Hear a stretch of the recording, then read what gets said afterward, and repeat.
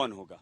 आप कहेंगे ये भी कोई प्रश्न है। बिहार के अगले मुख्यमंत्री एक बार फिर से नीतीश कुमार होंगे, लेकिन ऐसा बिल्कुल नहीं है। राजनीति में जो दिखता है वो होता नहीं है, और जो होना होता है वो हमें दिखाई नहीं देता। तो हमारे ये जो सारे सहयोगी, वरिष्ठ सहयोगी इस समय हमारे साथ खड़े हैं, वो यही बताएंगे कि बिहार का अगला मुख्यमंत्री कौन होगा। लेकिन उससे पहले हम आपको ये बता दें कि प्रचंड जीत के बाद एनडीए ने 243 में से 202 सीटें जीतकर एक बार फिर से 2010 के बाद इतिहास रच दिया है, और प्रधानमंत्री नरेंद्र मोदी और नीतीश कुमार के चेहरे पर लड़ा गया ये चुनाव, ये प्रचंड जीत का एक सबसे बड़ा कारण बना है। अब देखिए, नरेंद्र मोदी के लिए जो नारे लग रहे हैं इस समय आप देख रहे हैं, वो नारे यही कहते हैं कि बिहार में एनडीए की सभी सहयोगी पार्टियों की भूमिका बेहद महत्वपूर्ण रही। बीजेपी की करीब 90% की स्ट्राइक रेट जीत का सबसे मजबूत फैक्टर रही। जेडीयू का प्रदर्शन शानदार रहा। चिराग पासवान, मांझी, उपेंद्र कुशवाहा की पार्टियों ने बिहार चुनाव में बेहतरीन प्रदर्शन किया, ऐतिहासिक जीत में भूमिका निभाई। महिलाओं का बड़ा योगदान रहा, डबल इंजन सरकार की योजनाएं रही, और जंगल राज का मुद्दा एनडीए के पक्ष में गया। बिहार चुनाव के विजय जश्न में प्रधानमंत्री नरेंद्र मोदी ने भी इन मुद्दों का जिक्र किया है।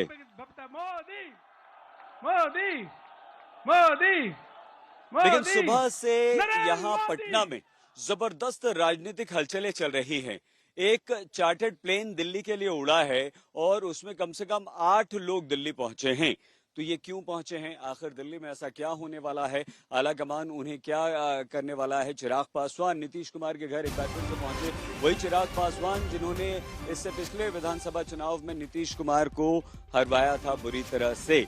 लेकिन इस समय जो बड़ी खबर आ रही है, हम आपको बता दें, बिहार में पहली बार सबसे बड़ी पार्टी बनी है बीजेपी, और 101 सीटों पर लड़ी, 89 सीटों पर जीत हासिल की। जेडीयू 85 पर विजय रही है। लेकिन बिहार में एनडीए की बड़ी जीत के बाद जेडीयू के कार्यकारी अध्यक्ष संजय झा ने नीतीश कुमार के चेहरे पर लोगों के भरोसे की जीत इसे बताया है। संजय झा ने कहा कि प्रधानमंत्री नरेंद्र मोदी के बिहार के विकास के लिए लगातार काम कर रहे हैं। लेकिन हम शशि भूषण हमारे साथी ने उनसे बात की, वो बताएंगे। लेकिन उससे पहले हम आपको बताएं कि नीरज कुमार और उपेंद्र कुशवाहा ने मुख्यमंत्री को लेकर क्या कहा है, जल्दी से आपको सुनवाते हैं।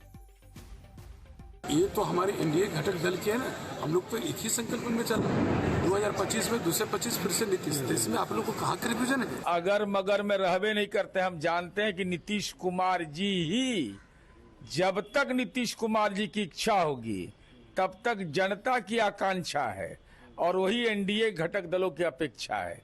इच्छा, आकांक्षा, अपेक्षा के बीच केवल नीतीश कुमार।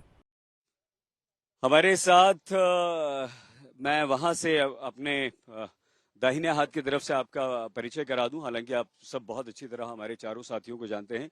शशि भूषण हैं, सुजीत कुमार झा जी हैं, अशोक सिंघल जी हैं, रोहित सिंह जी हैं, हमारे साथ सभी यहाँ पर मौजूद हैं। सुजीत जी, सीधे सीधे पूछें आपसे, क्या नीतीश कुमार ही मुख्यमंत्री बन रहे हैं या कोई और? देखिए, मुख्यमंत्री तो बनना तो चाहिए नीतीश कुमार को ही मेरे ख्याल में, क्योंकि ठीक है, बीजेपी ने ज़्यादा सीटें जीती हैं। पिछली बार भी ज़्यादा सीटें जीती थी बीजेपी ने, और इस बार भी जीती है। दूसरे नंबर पर है जेडीयू। लेकिन नीतीश कुमार के नाम पर भी वोट पड़े हैं, मोदी के नाम पर पड़े हैं, तो नीतीश कुमार के नाम पर भी बहुत अच्छी खासी संख्या में वोट पड़े हैं। ये एक कारण हो सकता है। दूसरा कारण मैं ये कहूँगा कि जितने भी एलाइज हैं, चाहे वो उपेंद्र कुशवाहा हो, जीतन राम मांझी हो, चिराग पासवान हो, सबका ये मत है कि मुख्यमंत्री नीतीश कुमार ही हो। आपका राजनीतिक अनुभव क्या कहता है? दूसरा एक और मैं कारण बता रहा हूँ कि 2027 में उत्तर प्रदेश में चुनाव है जी, और वहाँ का जो समीकरण है, जातीय समीकरण, उसमें कुर्मी का बहुत बड़ा योगदान है उसमें। तो एक ये भी सोच सकता है, बीजेपी को तो वहाँ भी चाहिए सहयोग नीतीश कुमार का, तो निश्चित तौर पर ये हो सकता है। लेकिन वही स्वास्थ्य कारणों से आप कह सकते हैं कि कोई कह नहीं सकता कि कल क्या होगा। लेकिन ये है कि अभी के हिसाब से देखा जाए तो नीतीश कुमार चूंकि हालांकि एक और बात कहना चाहूंगा मैं प्लीज प्लीज। कि पिछली बार 2020 में काफी कम सीटें आई थी, नीतीश कुमार को 43 सीटें आई थी। उस समय उन्होंने मुख्यमंत्री बनने से इनकार कर दिया था और बीजेपी के मनाने पर ही, बीजेपी के कई वरिष्ठ नेता ने जाकर मनाया उनको और वो तब तैयार हुए।